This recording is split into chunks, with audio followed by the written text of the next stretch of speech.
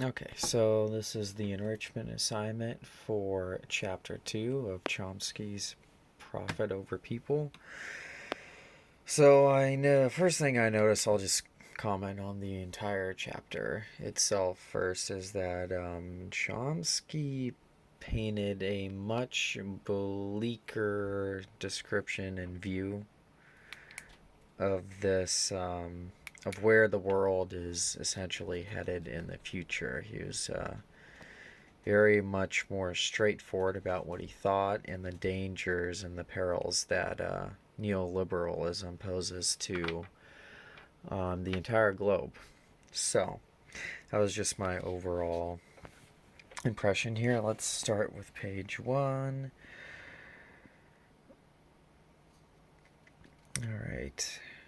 One thing I notice here, he makes a comment where he says, too weak because even the most brutal rulers require some measurement of consent of the governed and generally obtain it not only by force.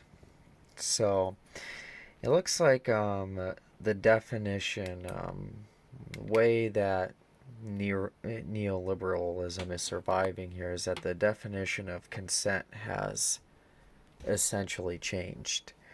Consent now is, well, the people might not agree, so we won't pose the question to them in that way, but we'll present it to them in such a way that they don't want to participate in democratic activities, elections, etc.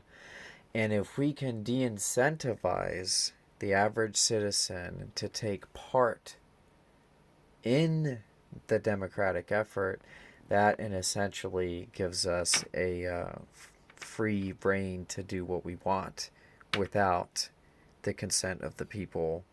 Essentially, almost a form of, hey, silence gives consent. All right, oh goodness, we're already at 2 minutes here. Let's see here, what else? Well, let's see here. I also switched to cursive here because I was cramming this in, and I write about 3 times faster and neater in cursive. So, I took a lot of interest in this. If in later years the conquered people see and admit that the disputed relation was for the highest interest, it may be reasonably held that the authority has been imposed with consent of the governed. So this is really interesting.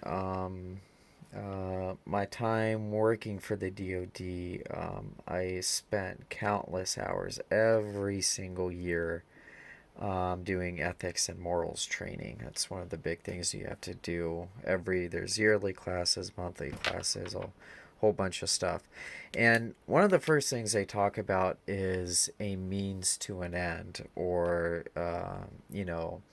the end result justifies the means, and that is exactly what we're talking about here. The government here is, in essence saying, if in later years the conquered people see and admit that this disputed relations was for the highest interest, it may be reasonably held that, hey, as the leader, the people may not want this now, but once they see the effects later, they will come to my point of view on it.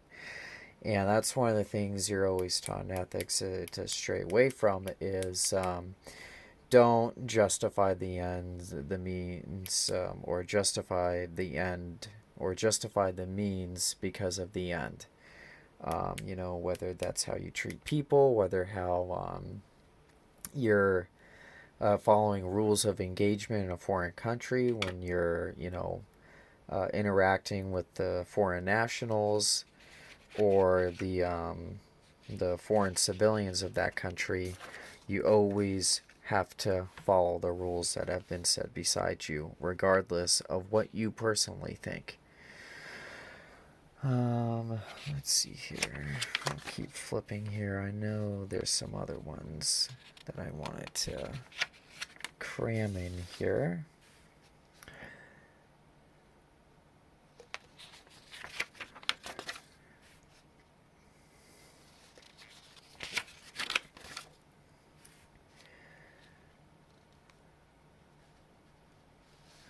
So, this is also another interesting one.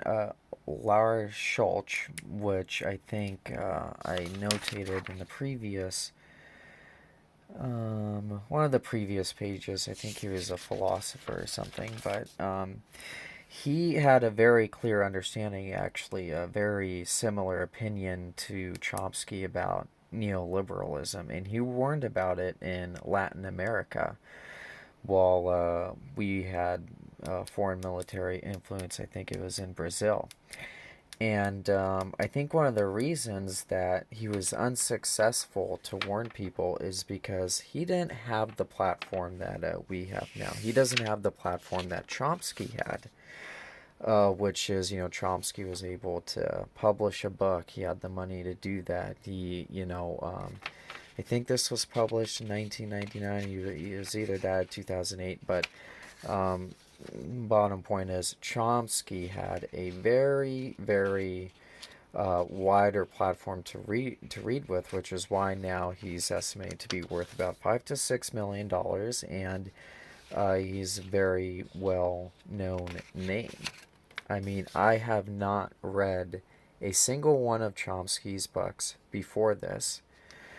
However, I immediately recognized that name to be a prominent one in literature.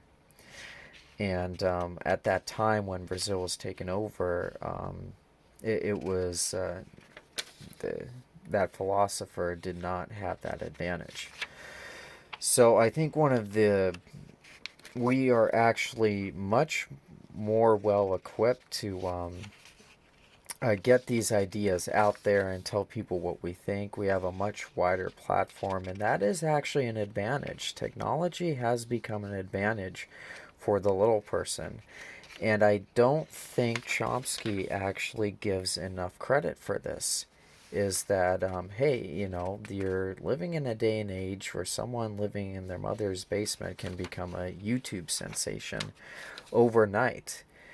Back in the day, these philosophers who were watching all of this happen with capitalism, neoliberalism, were commenting on it. They did not have access to that kind of platform.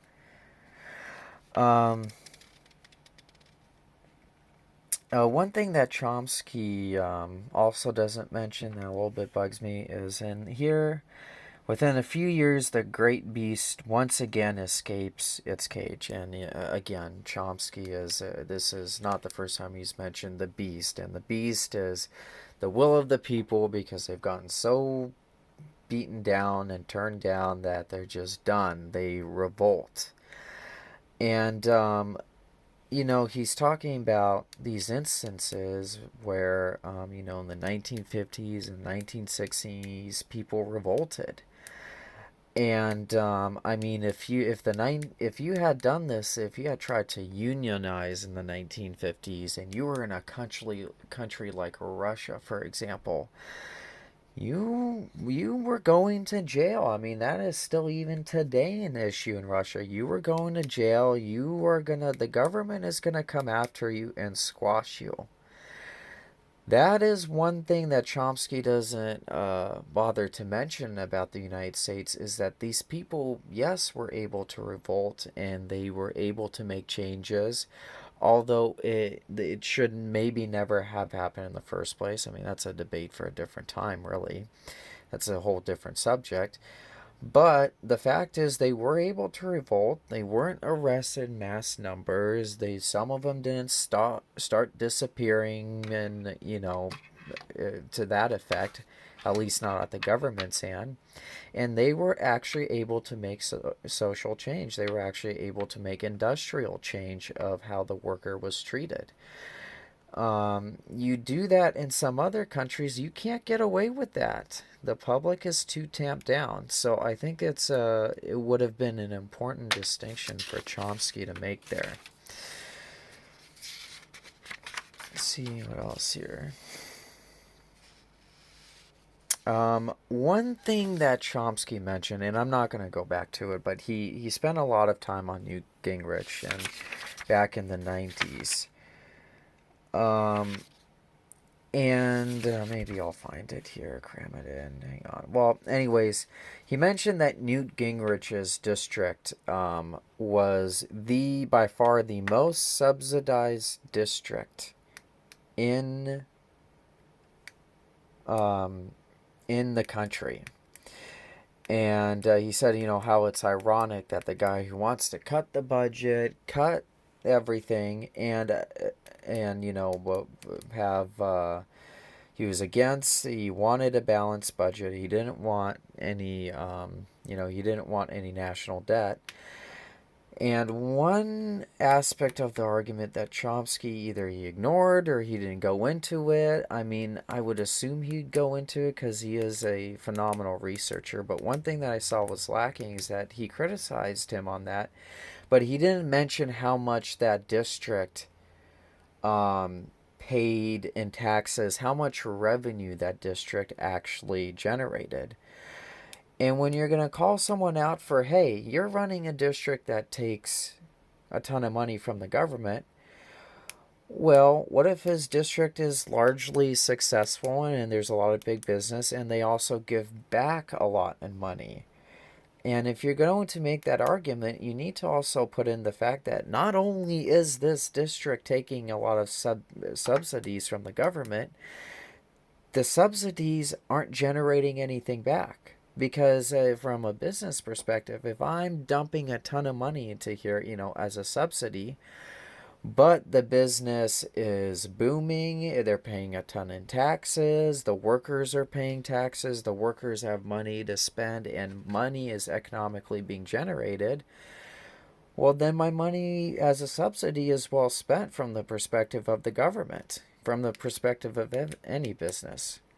So that's one aspect that I would have liked to see Chomsky go into. But anyways, that is, let's see here. And there is my last page. And one more comment is Chomsky spent this entire chapter criticizing and offering a very bleak view.